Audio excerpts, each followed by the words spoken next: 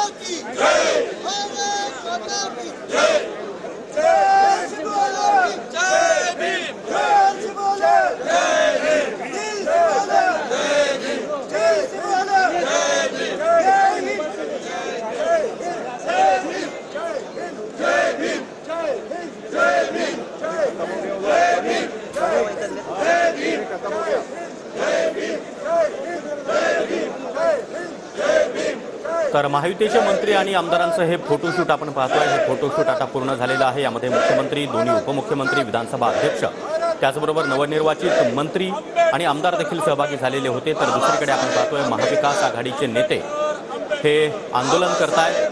Doctor Babasaheb Ambedkar यांच्या संदर्भात अमित शाह यांनी केलेलं वक्तव्य, त्याचा निषेध महाविकास आघाडीच्या नेत्यांकडून केला जातो. ज्या ठिकाणी हे आंदोलन सुरू आहे, अगदी त्याच्या मागे हे फोटोशूट देखील सुरू आहे.